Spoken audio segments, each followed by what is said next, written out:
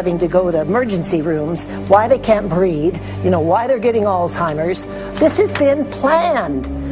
We have elites, I don't know what you want to call them, one worlders, Illuminati, I don't know, whatever you want to call them. But with these people that don't care about the average person.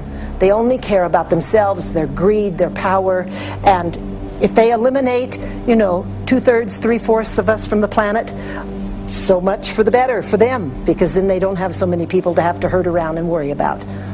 So this is a lot what this is about, and this is very, very alarming and scary. I mean, where is this stuff coming from, and why? Why is this kind of stuff being put out there? You know, I've heard different explanations about, oh, we need to cool the planet, all this and that. But if people are up there trying to cool the planet, why do they need all this kind of stuff in it? The explanations just never have really rang very true. And as I'm setting up the equipment, she looked at me and she said, all these trees here are dying. And I said, what? She says, all these trees in here are dying. So I thought, well, I'm going to test for aluminum, because that's one of the key things in the programs that we're talking about, and titanium. And I took some of this bark sample and tested it, and it came back positive with aluminum and titanium. Mm-hmm. Then I started traveling around California, noticing the same thing. In Lake Tahoe, there was a lot of the same type of bark, all through Sacramento area and Davis. Just about everywhere I went, I was noticing this silver white bark. Mm-hmm. What I think is happening is these chemicals are getting down and destroying the roots. And then as they come up, they're going out into the bark. Those two right there are the ones that are just, it just hurts so bad to see these two, because look how old and big they are. We probably lost 40 trees right here on our 10 acres. Every week, every other weekend, we'd see another tree that was beginning to die. And I mean, it's just so sad, we just cry. And to think that that might have something to do with it, along with their other explanations, would really, really frost me. Every time you lose a tree, you know, it's not good, it's just sad. And there's another one over here in this little group of trees here. Don't you feel better when you stand up and fight than if you crawl down in a little hole and go to sleep? You know, I mean, my gosh, people, your families are out there, children are out there, your grandchildren. I mean, you've got to do something to help.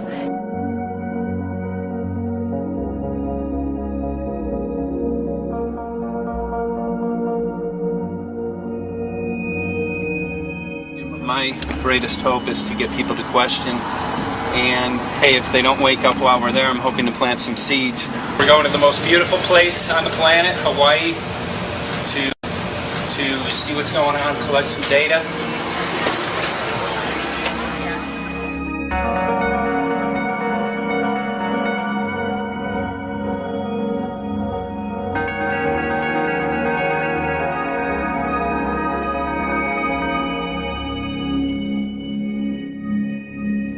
Thank you for having fun with us. Hope you enjoyed the trip. Have a great vacation and welcome home if you're lucky enough to live here. Thank you.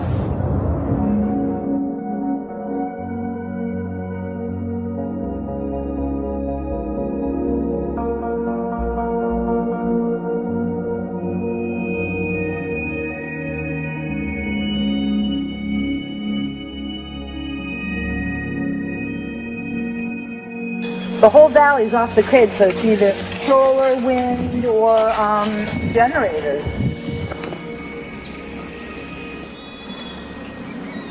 Look at this, man.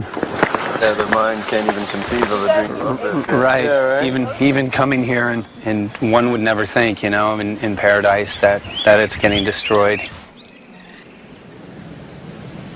And they're doing it island style. They do it off the island, right? They do it off the island. So they don't, you know, you don't see the chemtrail airplane. The theory is that they're spraying the ocean, offshore, and it's coming in on the. And it's coming in.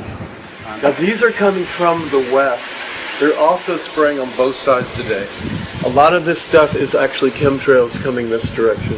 There's material that's blocking. We should be able to see to the horizon, you know, where the Earth curves, because we're high enough and we have the ocean, right? So we should be able to see. We should be able to see the Big Island. It's only 30 miles away.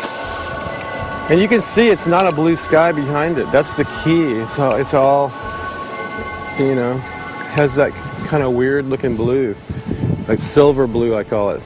And this is a nice day. You know, there's no more blue sky.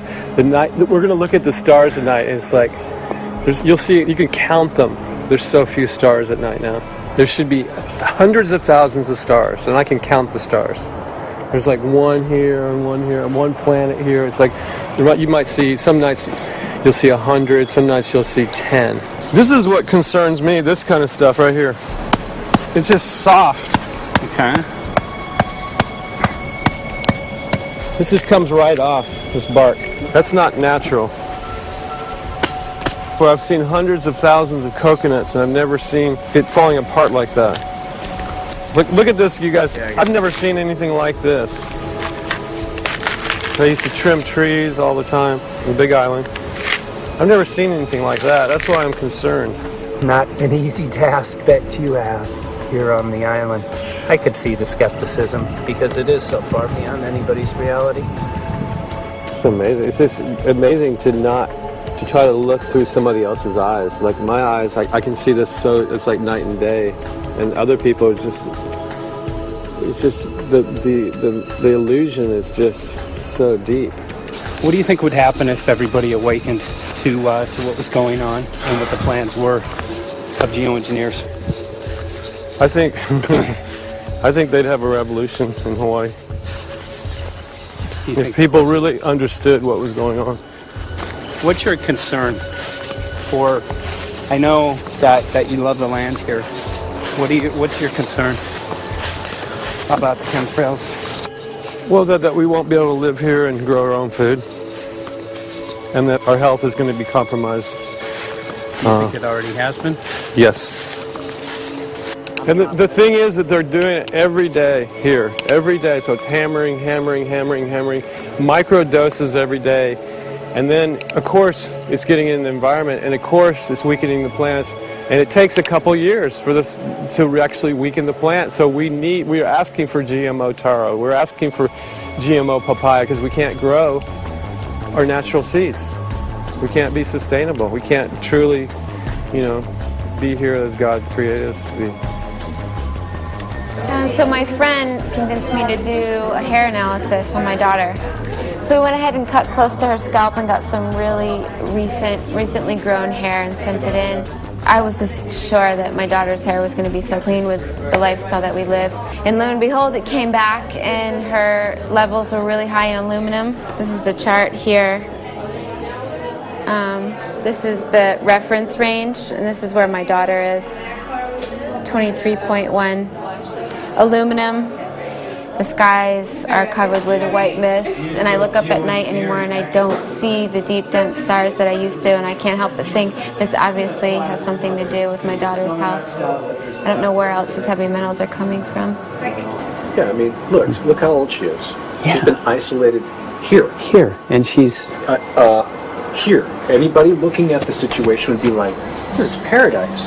This child should be like superhuman. Organic foam. And here you are getting all this heavy metal stuff.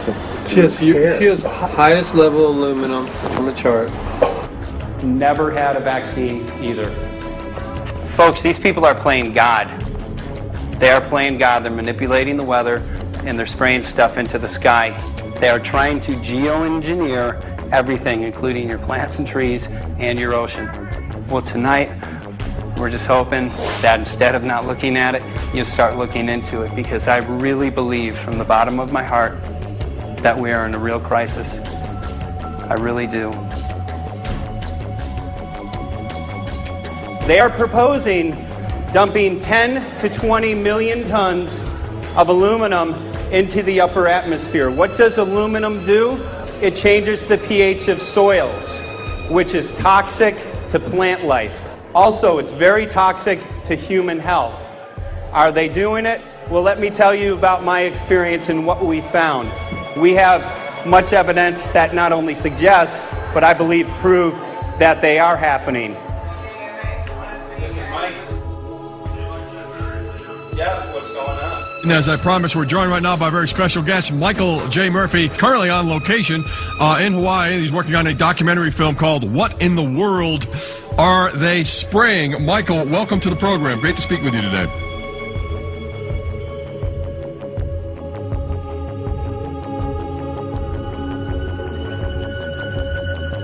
I had a friend who recently, he's always looking at things from a different perspective. He's a bit of a conspiracy theorist, you know. And he says that whenever the president comes to LA, there's no spraying that week. Could you have a better place for an interview? I mean, look.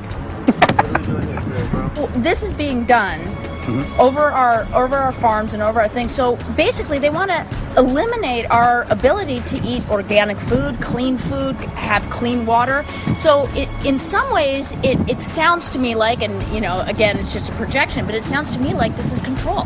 How do we control the masses? Yeah. How can aluminum be good for you in any? And what was the second chemical you mentioned? It's barium. Barium aluminum. Obviously, those are toxic to everything. To human health. To human health, to farms, to animals, to everything. 61,000 parts per billion. And there should be a government alert at 1,000? At 1,000, people are drinking this. People that climb the mountain, they're drinking that snow. It's poison. Oh my God, that's so disgusting. So that's 60,000 times above regulation. Exactly. 60,000 times above regulation. And I've talked to friends, and they're like, well, that's just ice.